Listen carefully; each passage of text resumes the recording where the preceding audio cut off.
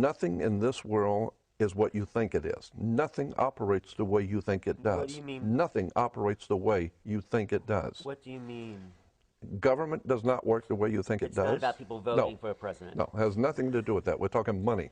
We're talking control, corporations, big business, period. It's all big business and money. Period. Yeah. End of sentence. Now, religion is a corporation. It's all the religions of the Western world, especially in the Western world, all religions operate under maritime admiralty law. So there are certain... What do you mean maritime admiralty law? Maritime admiralty is the law of water, and I talk a lot about this in the past. I'm going to talk a lot about it in the future. Okay. There are only two things on the earth, on this earth, land and water. Right. So there are two kinds of law, the law of the land and the law of water. The law of the land is the custom of the people who live on a particular piece of land. So the law of the land is different in every country. Right. I mean, you can do things in Russia you can't do in America. Right. You can do things in South Africa you can't do in China because it's the law of the land. That particular piece of land has their own custom. So the custom of the people living on a particular piece of land is called the law of the land. Okay, got it. But there is also a larger, far more important law on the earth. It's called the law of the sea, the law of the water. And when you get into, and then that law is referred to in courts as maritime admiralty. Maritime admiralty is the law of water. Once you understand the law of water, it opens up a world of occult hidden symbols and hidden foundations on how we live. What are some of those laws that we're not aware of? Oh my goodness! When you walk into a courtroom, why do you go to court? You play basketball on a court. You play tennis on a court. Right. Yeah. How do you play tennis on a court? You play with a racket. Come on. And so when the judge walks out, he rules from the bench. Right. Look it up in a Latin dictionary. The word bench is a bank in Latin. Oh. And so the judge is ruling for the bank. That's why he wears a black robe, because the black robe represents the planet Saturn, the god of banking and law. The black robe represents the planet Saturn, who in the ancient world was called Lord of the Rings. Wow. Well, he is Lord of the Rings. Right, there's rings. And so women were told in the ancient world to listen to their god, so they would wear an ear ring. Men were to get married before their god, so they wear a wedding ring, because Saturn was Lord of the Rings. Wow. And he is also the inhibitor. He was the one who holds you back. He represents government, banking, the police department, all kinds of institutions that are powerful that can hold you back. He was the inhibitor, the judge, the court, the government, maritime law, the law of water, the law of the sea. Money is water by law.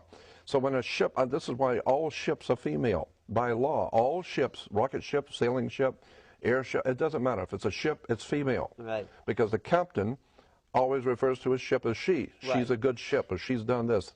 Why she? Because she delivers the product. Right, the Without vessel. she, there is no product, right? It's a vessel. It's a whole, Of course it is a vessel. So is your body. It's a vessel that produces a product. Right. So when the ship pulls into harbor, it stops, and where it parks is called its berth. It's berthing a ship, or she sits in her berth. And every item on that ship, coming off that ship, is money. It's money changing hands. Right. And it came in on water. So it's called. So every piece has to have what is called a certificate of manifest, because she is sitting in her berth. That's why when you were born, I had a birth your mother's water broke. You were inside a container of water. Her water broke, and you came out, and therefore you have to have a birth certificate. Wow. There, and it's got to be signed by the dock, because that's where the ship is sitting. The dock is where the ship sits. It's funny. So once you begin to see how the words and terms are all based on maritime admiralty, the law of water, the cash flow, the liquid asset. But it's not just in English, the dock, the water. Yeah, of course. But of course, it goes all the way back to the English or British domination of the seas. Oh. And so when the British began to dominate the seas, the Knights Templar Masonic Order of the Knights Templars, who have been in the middle of Asia, came back into Western, Eastern Europe, brought all of these concepts, and it was developed into a commercial system of words and terms and symbols, which are used in courts and government and corporations. You know, your body as a corporation. No, that's a whole story. We could talk for hours on this, but your body is a corporation. Of cells, you mean? No. It's called, and by law, your body, your physical body is a corporation. And so when you die, you're a corpse. because when you're living, you're a corporation. You are a business. And hanging out with that person is bad business. Right. Or who I hang out with is none of your business. Right. Because your body is a business. Wow. And so you say, well, what you're doing with her or him is bad business. Right. But, of course, if you get married and she's very wealthy, you say she's of good stock. Right? Words and terms are based on maritime admiralty, the law of water. And so that's why when you go into a court, you have a fence and a gate. The people sit out here and the judge sits inside. The gate is called a floodgate. When you go through the canal, you have a floodgate. Right. So when you're sitting out here, you're in the law of the land. The judge has no control or no jurisdiction over the people sitting out here. No jurisdiction whatsoever. Right, because they're outside the gate. That's outside the gate. Right, right. That's on land. Right. But when you walk past that gate, now you're in hot water. And someone's going to have to bail you out. Bail, yeah. Okay. Bail.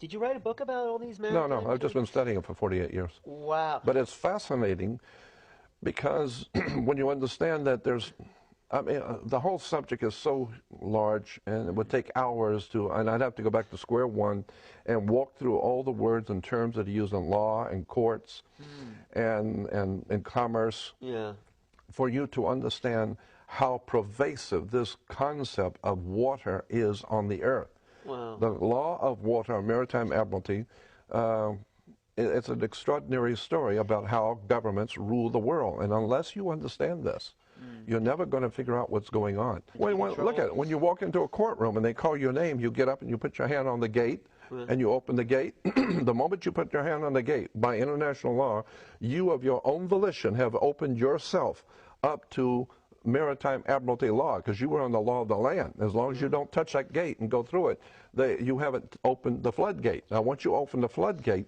there's a piece of wood on top of that gate, and it's called the bar, and you're not licensed to pass the bar. Right. So what you've done is you've opened the floodgate, but you weren't licensed to pass the bar. So what does that mean? So that means that you're dead. You are now dead. Once you touch that, you're dead. Because you're no longer in control of That's right. You are dead. Well, you're considered to be a dead man. That's why the attorney has to speak for you. He has to represent you. Why are you dead? Because you went into the deep water and you died. You drowned. Because you weren't licensed. Because you weren't. Right. You were not licensed to pass the bar. And the bar represents a sandbar in the ocean. But the bar is what the attorneys are licensed to pass, but you're not. So the point being is that when you open that gate of your own volition, you are considered by law to be a dead man. Really? That's why you cannot talk to the judge, because dead people don't talk to judges. So you need an attorney who is your mouthpiece. He speaks for you because you're dead. Well, should we do away with courts so people can get their lives back? No, I would think that what you want to do is understand how the system works. Oh, and avoid it. Well, avoid it if you can. Symbols are very important, and words and terms. Words are really important. Because words are symbols of sound. Of course. Words actually are very, very important stuff. Yeah, yeah. You'd be surprised how much trouble you can get into in a court by using the wrong words. Yeah. Yeah. But just symbols are very important, and words and terms. Words are really important. Because words are symbols of sound. Of course. Words actually are very, very important stuff. Yeah, yeah. You'd be surprised how much trouble you can get into in a court by using the wrong words. Yeah. A third city-state was officially created in 1982. That city-state is called the District of Columbia and is located on 10 square miles of land in the heart of Washington. The District of Columbia flies its own flag and has its own independent constitution. Although geographically separate, the city-states of London, the Vatican, and the District of Columbia are one interlocking empire called Empire of the City. The flag of Washington's District of Columbia has 3 red stars, one for each city-state in the 3-city empire. This corporate empire of 3 city-states controls the world economically through London's inner city, militarily through the District of Columbia, and spiritually through the Vatican. The Constitution for the District of Columbia operates under a tyrannical Roman law known as Lex Fori, which bears no resemblance to the U.S. Constitution. When Congress passed the Act of 1871, it created a separate corporate government for the District of Columbia.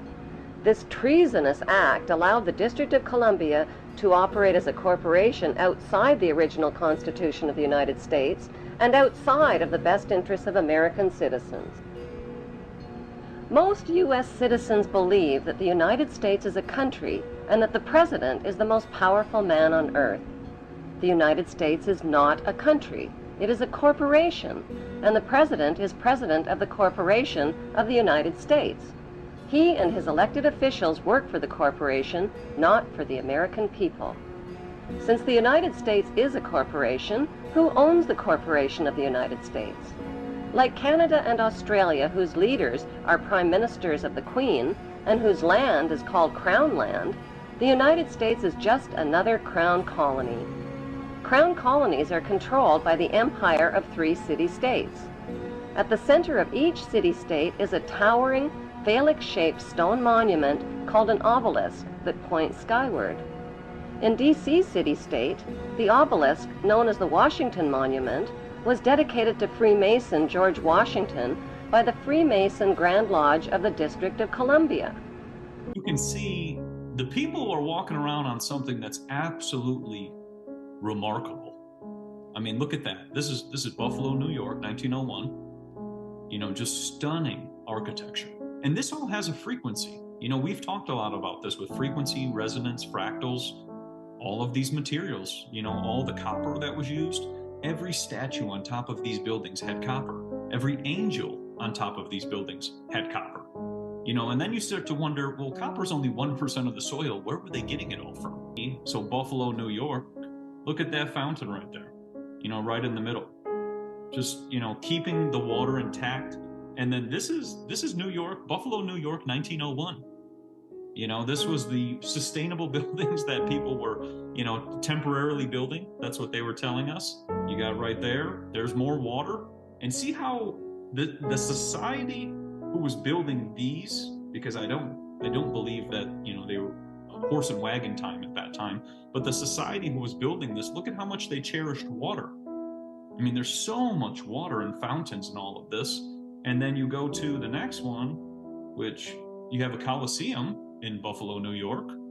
You know, a picture I don't think many people have seen, which is interesting. You know, you have this, and that can be energy. Is this the World's Fair? This is the World's Fair, yes. I never dreamed that I would have to face the prospect of not living in the United States of America. At least not the one I've known all my life. I've never wished to live anywhere else. This is my home, and I was privileged to be born here. But today I woke up, and as I had my morning coffee, I realized that everything is about to change.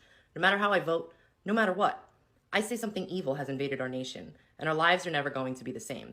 I've been confused by the hostility of family and friends. I look at people I've known all my life, so hate-filled that they agree with opinions they would never express as their own. I think I may have, entered the Twilight Zone. We become a nation that has lost its collective mind. You can't justify this insanity. If a guy pretends to be a woman, you're required to pretend with him. Somehow, it's un-American for the census to count how many Americans are in America. Russians influencing our elections are bad, but illegals voting in our elections are good. It was cool for Joe Biden to blackmail the president of Ukraine, but it's an impeachable offense if Donald Trump inquires about it. 20 is too young to drink a beer, but 18 is old enough to vote. People who have never owned slaves should pay slavery reparations to people who have never been slaves. People who have never been to college should pay the debts of college students who took out huge loans for their degrees. Immigrants with tuberculosis and polio are welcome, but you better be able to prove your dog is vaccinated.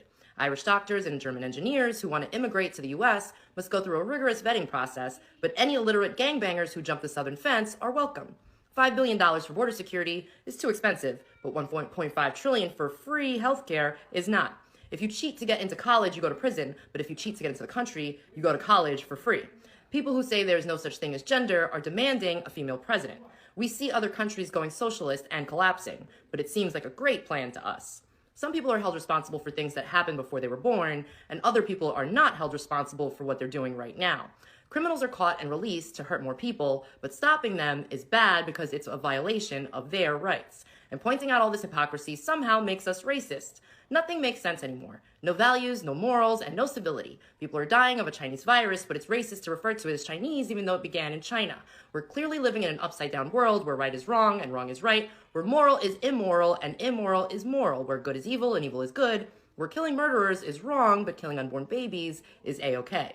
Wake up, America. The great unsinkable ship, Titanic America, has hit an iceberg, is taking on water, and is sinking fast. Speak up.